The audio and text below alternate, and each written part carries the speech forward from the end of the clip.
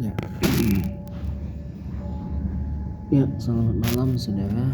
Bismillahirrahmanirrahim. Assalamualaikum warahmatullahi wabarakatuh. Alhamdulillah wa syukurillah. Syukur bi nikmatil iman, nikmatil Islam, wa nikmatit taqwa, wa nikmatit tauhid, wa nikmatis sihah. La haula wa la quwwata illa billahil aliyyil azim. Bismillahirrahmanirrahim. Tawakkaltu 'ala Allah.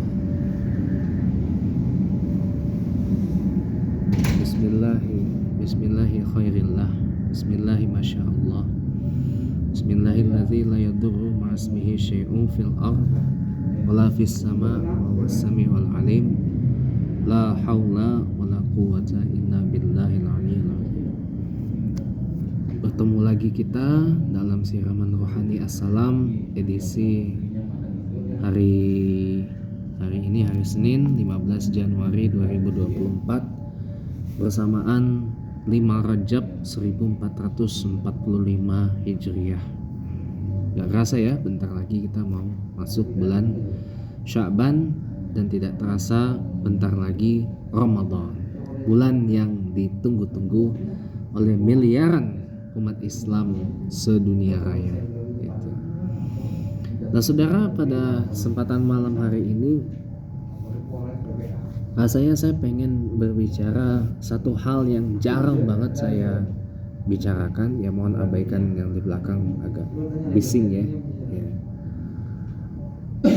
Karena memang saya lagi di musola dan di belakang ini juga ada orang kawan-kawan saya lagi pada ngobrol. Jadi malam ini saya pengen bicara tentang kenapa kok Islam itu dihujat.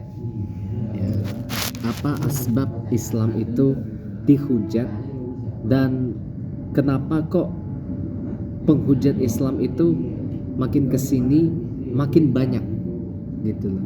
Kenapa penghujat Islam itu makin kesini makin besar jumlahnya, makin meningkat gitu loh.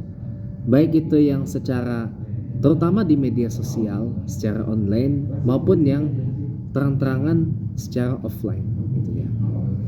Jawabannya muaranya pada satu kesimpulan. Karena mayoritas umat Islam di Indonesia ini adalah terlalu permisif dalam menjalankan Islam. Terlalu permisif. Kadang-kadang orang sering memberikan excuse, ya enggak apalah ya. Ya kalau mereka menghujat Islam enggak apa-apa. Mereka enggak tahu Islam itu enggak seperti apa yang mereka hujat, enggak seperti apa yang mereka bicarakan, enggak seperti apa yang mereka tuduhkan. Mereka tuh enggak tahu sebenarnya, tapi mereka tuh sok tahu gitu. Dan mereka tuh juga bukan saudara sebangsa setanah air kita, itu oknum katanya. Oknum umat beragama. Oknum umat Kristen misalkan seperti itu. Nah akan tetapi jumlahnya makin kesini saudara makin besar. Apalagi kalau kita ketemu di media sosial seperti terutama ya di Facebook, terutama lagi di Twitter, terutama lagi di YouTube. Makin besar ini jumlahnya. Dan ini jujur makin resah gitu. Nah sikap mayoritas umat Islam di Indonesia yang begitu permisif ya. Kenapa saya bilang permisif? Dengan membiarkan, ya gak apa-apalah itu dihujat. Lawang memang di Al-Quran dan di beberapa riwayat aja memang agama umat yang umat yang di luar Islam itu akan terus menghujat Islam sampai kita mengikuti agama mereka. Memang betul di salah satu ayat di dalam Quran surah Al-Baqarah memang berbunyi seperti itu. Orang Yahudi dan orang Kristen mereka gak akan rela dengan orang Islam sampai kita mengikut agama dan kepercayaan plus keyakinan iman mereka sampai kapanpun. Itu betul memang ada di Quran surah Al-Baqarah itu. Ayatnya saya lupa ayat berapa, karena saya bukan seorang hafiz Quran, tidak begitu hafal. Satu lagi karena orang menganggap isu agama ini isu yang karena sensitif jadi cenderung dihindari. Sehingga kalaupun kita melawan orang, kadang-kadang ketika kita melawan hujatan mereka, melawan hujatan dari kalangan yang bukan Islam itu, ya, malah dianggap ya kita sama dengan mereka, gitu loh. Apa bedanya kita dengan para penghujat Islam itu?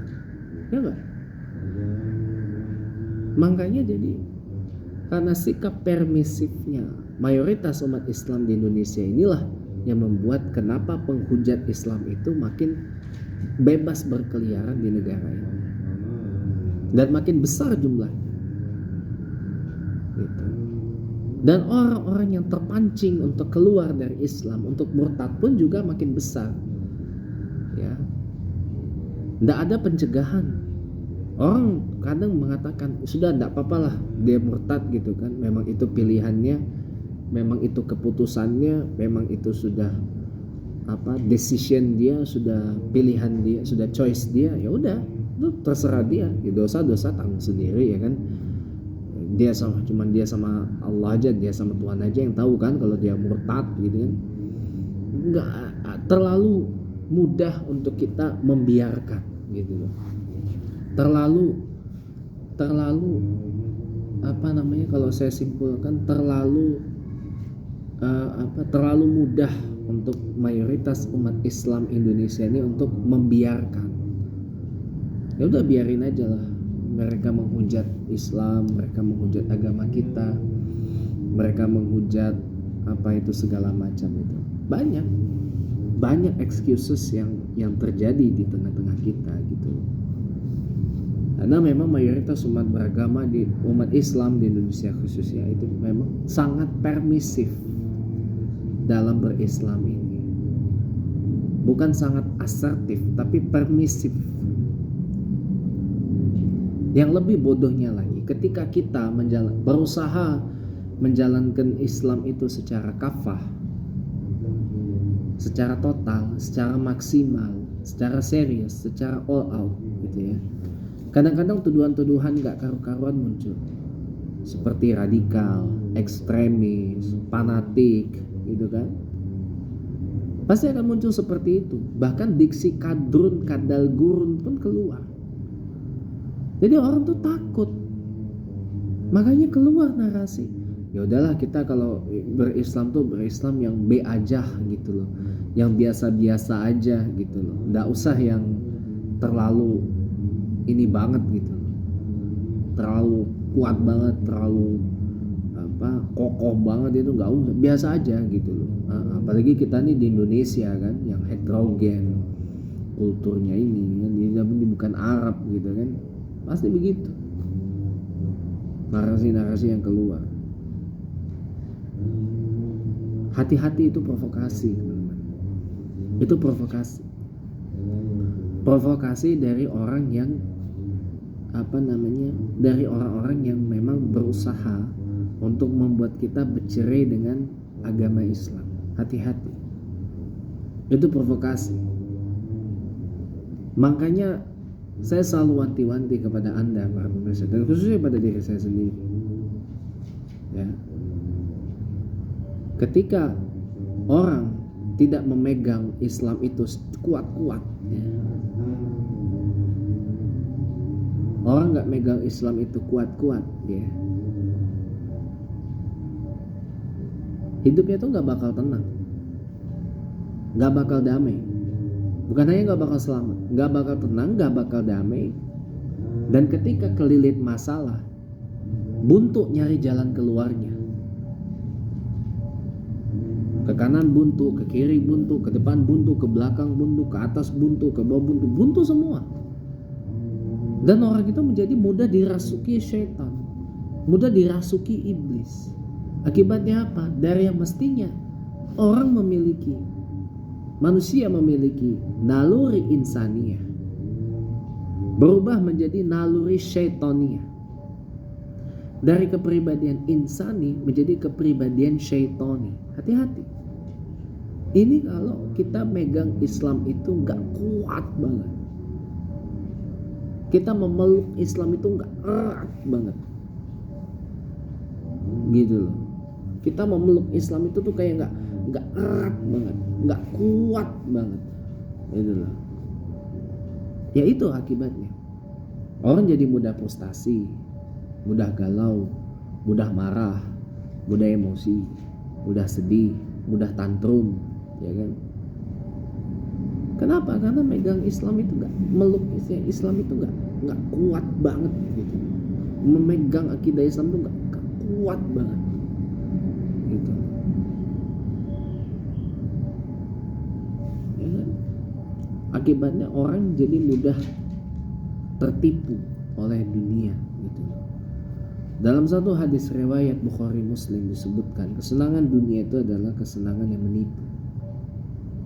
Ya, dunia ini adalah dunia yang penuh dengan tipu-tipu, senda gurau, bercandaan gitu. Dalam hadis riwayat Bukhari Muslim yang lain disebutkan bahwa dunia ini adalah penjara bagi orang yang mukmin, orang beriman, tapi surga bagi orang-orang yang kafir. Gitu. Ini yang terjadi di kita sekarang. Orang terlalu permisif dalam berislam, terlalu permisif sehingga jadinya keluar narasi ya udahlah beragama Islam tuh yang B aja gitu loh, yang biasa-biasa aja gitu loh, jangan terlalu ekstrem, orang kalau narasi seperti itu orang jadi takut pegang Islam tuh erat banget. Orang jadi takut meluk Islam tuh dengan erat banget. Orang jadi takut gitu loh. Minimal gak usah dari penampilan deh ketika Anda menyaksikan tayangan ini. Anda yang khususnya wanita ya, Anda tadi yang tidak berhijab kemudian jadi berhijab, minimal gak usah dulu itu, gak usah penampilan dibenerin, minimal tuh ini dulu, minimal akidah Islam itu dipegang kuat-kuat, dipeluk erat-erat gitu loh, ya kan? Udkhulu fis-silmi kafah, peluklah Islam itu tuh secara erat gitu loh, peganglah Islam itu kuat-kuat gitu loh. Kalau beragama Islam itu harus tulus, harus sungguh-sungguh, harus maksimal, harus all out gitu loh. Harus all out. Harus serius, gak main-main. Karena kadang kita menemukan orang menjadikan Islam itu mainan. Ini gak boleh. Gak boleh.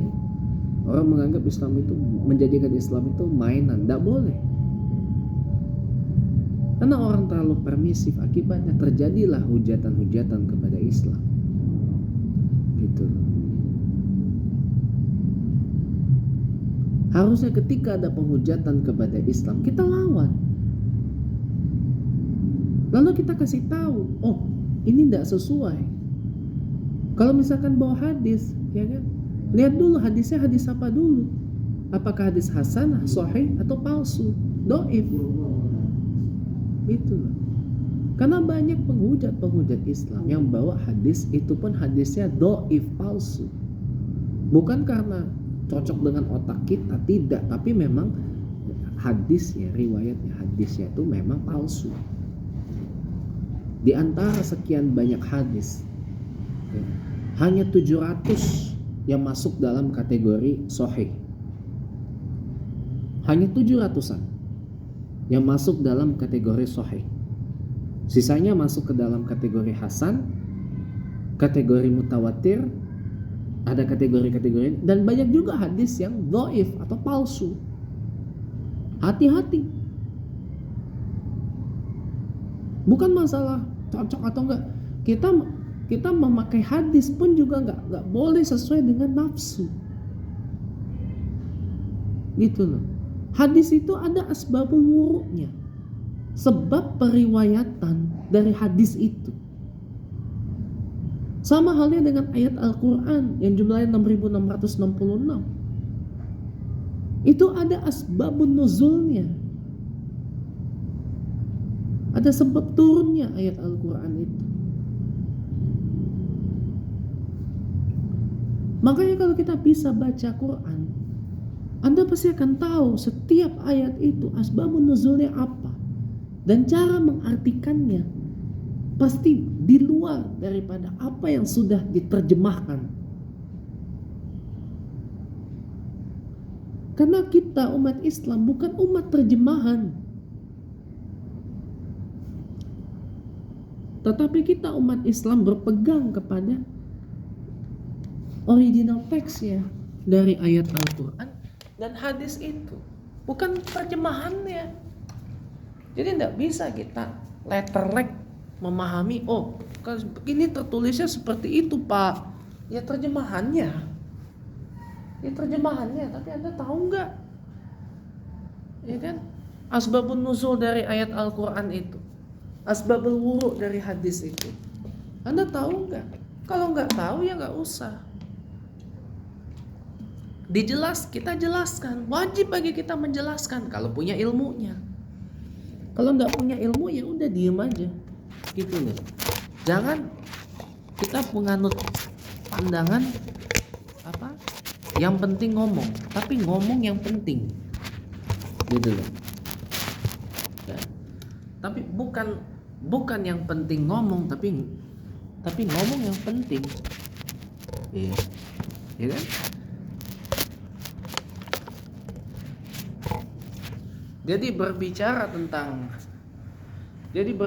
tentang hujatan kepada Islam ini disebabkan mayoritas umat Islam di Indonesia itu masih banyak yang permisif dalam hal ini. Masih banyak yang memberikan pemakluman dan pelumrahan tentang hal ini.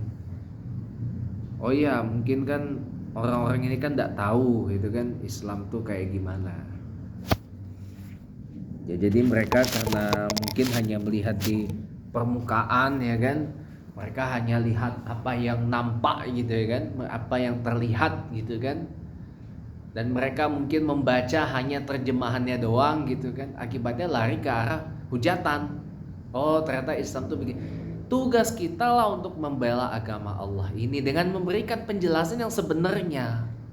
Masalah yang menghujat mau nerima atau tidak itu urusan lain. Tapi kalau hujatannya makin parah karena Indonesia ini adalah negara hukum, Rechtsstaat gitu ya, baru diseret ke hukum. Wajar, karena memang ada pasalnya di dalam Kitab Undang-Undang Hukum Pidana 156A KUHP, yang diperkuat lagi di dalam 300 KUHP yang mulai berlaku tahun depan 2025. Yang itu diperkuat di dalam pasal 300 KUHP yang disebutkan tindak pidana terhadap agama, termasuk menyebarkan agama kepada orang yang sudah beragama itu bisa kena pidana. Termasuk menghujat Islam pun bisa kena pidana. Walaupun ancamannya diturunkan dari 4 tahun menjadi 2, dari yang tadinya 4 sampai 5 tahun menjadi hanya 2 tahun penjara. Jadi harus hati-hati pemirsa dalam memahami hal itu. Jadi tugas kita untuk memberikan penjelasan selama kita punya ilmunya tentang Islam itu tidak seperti apa yang dituduhkan, tidak seperti apa yang dihujat gitu loh. Tugas kita ini bukan saatnya kita permisif dalam menghadapi para penghujat Islam.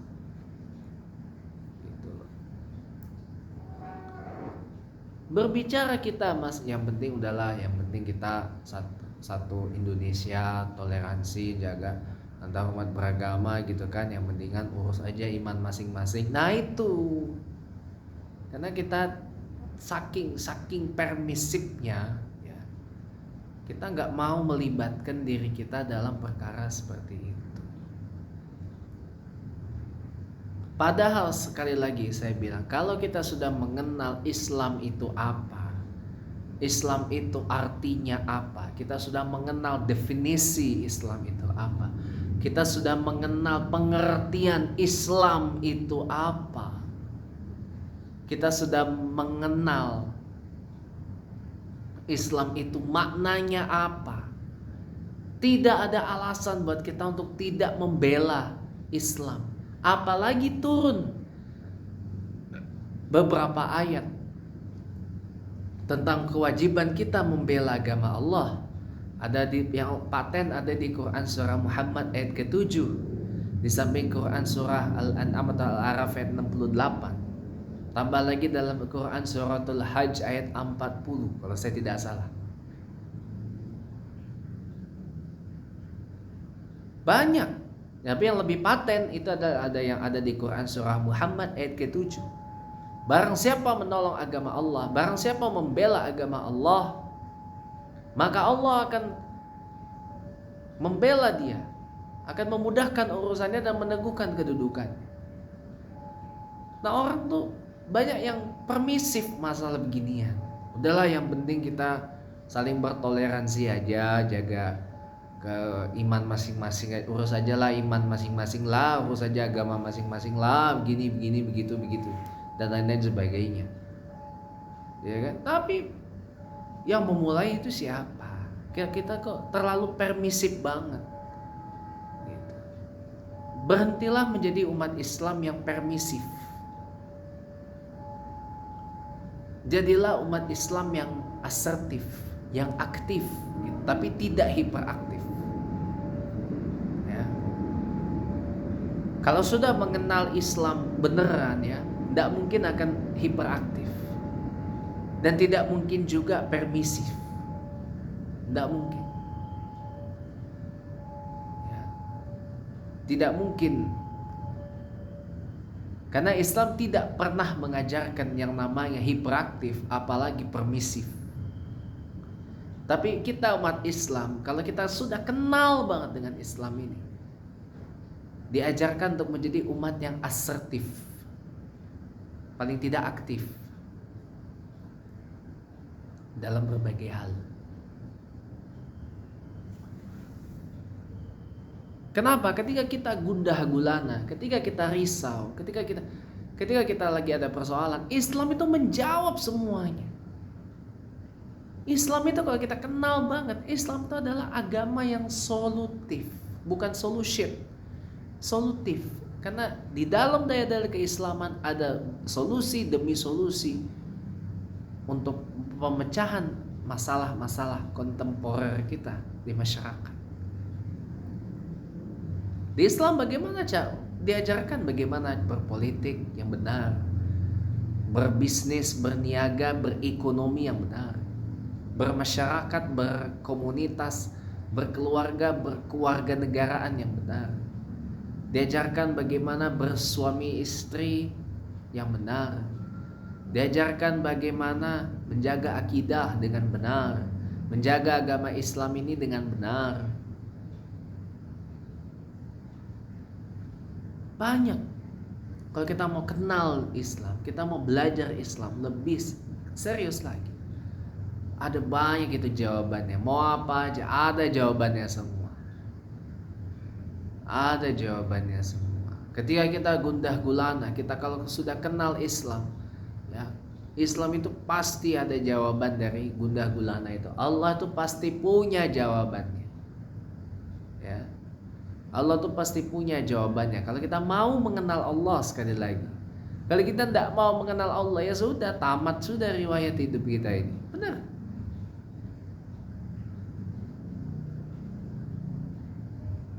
Benar, tamat sudah riwayat hidup kita ini.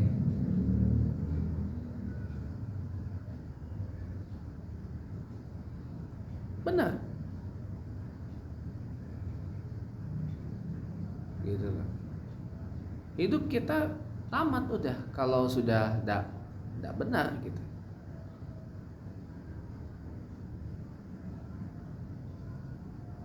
Ya enggak? Percayalah, kalau misalkan contoh Anda mengalami nasib seperti saya sekarang. Saya nganggur. Ketika saya sudah banyak apply lamaran pekerjaan ke sana ke sini, banyak ditolak, ya. Dan saya banyak diuji. Percayalah, Allah itu sedang menyiapkan sesuatu yang besar. Amanah yang besar, menyiapkan sesuatu yang big yang besar banget untuk saya dan mungkin untuk Anda yang mengalami nasib seperti saya.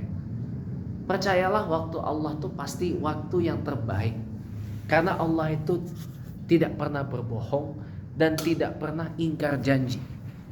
Innaka la tukhliful mi'ad. Allah itu tidak pernah mengingkar janji, nggak pernah. Ya, apa permohonan kita, apa doa kita, pasti Allah kabul. Walaupun pasti ada juga yang Allah tolak, itu karena berbagai alasan.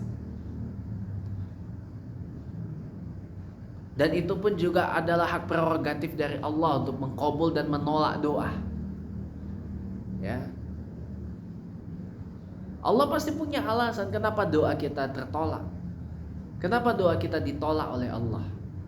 Bisa jadi di dalam tubuh kita ada yang haram, dibersihkan dulu, disterilkan dulu, didoxing dulu, dikeluarkan dulu yang haram itu. Bisa jadi mungkin cara berdoa kita salah, cara berdoa kita seakan-akan menantang Allah, ya. Cara berdoa kita seakan-akan memaksa Allah, doa itu harus dikabul. Emang siapa kita? Atau Allah akan ganti dengan yang lebih baik lagi, tapi tidak di dunia, tapi Allah siapkan yang 1 triliun kali lebih baik nanti di akhirat. Allah mungkin gak kasih di dunia, tapi Allah akan kasih yang sangat jauh lebih far better nanti di akhirat. Percayalah, gitu loh. Mungkin tidak di dunia Allah kasih kabul, tapi Allah ganti nanti di akhirat. Allah kasih nanti semua di akhirat. Ya kan? Kalaupun terkabul juga, Allah pun akan mengkabul doa kita itu sesuai dengan kebutuhan kita, karena Allah itu lebih tahu daripada kita. Percayalah. Atau Allah akan mengkabul di waktu yang Allah mau, bukan di waktu yang kita mau. Emang siapa kita? Gitu loh. Cuma karena kita ini gak sabaran orangnya, gak sabaran, gak ini, gak itu, gitu loh. Ya sudah, gak sabaran. Ya kalau orang yang gak sabaran itu karena orang itu gak kenal Allah, gak kenal Islam.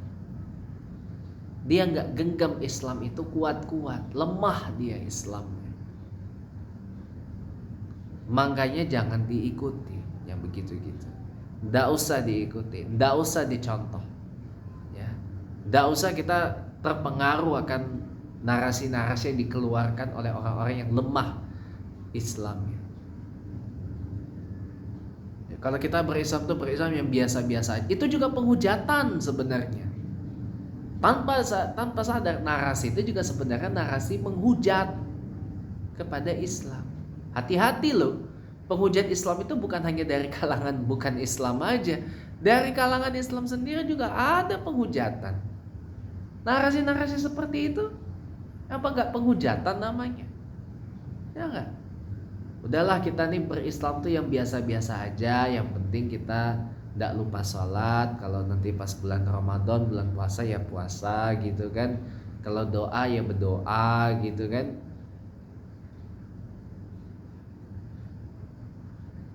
Kalau doa pun juga tidak usah panjang-panjang, tidak usah lama-lama. Lah ini juga penghujatan. Kenapa kita harus berdoa? Kenapa kita wajib berdoa? Karena kita ini tidak ada apa-apanya dibandingkan Allah yang maha semuanya. Orang kalau nggak kenal dengan yang namanya Islam akan seperti itu. Orang kalau nggak kenal dengan Allah, nggak kenal dengan dirinya sendiri,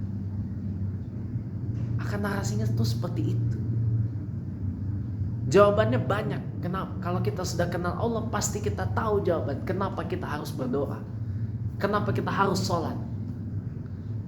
Kenapa kita harus bersujud? Kenapa sholat itu ada ruku, ada itidal, ada ruku, ada itidal, ada sujud, ada tasyahud.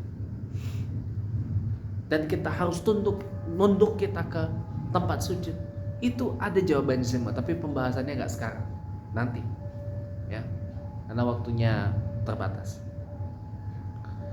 Makanya akhirul kalam dari saya, jangan jadi umat Islam yang permisif, ya, tapi jadilah umat Islam yang asertif sekaligus aktif dalam menjaga dan menganut dan memeluk Islam ini secara kafah, secara erat.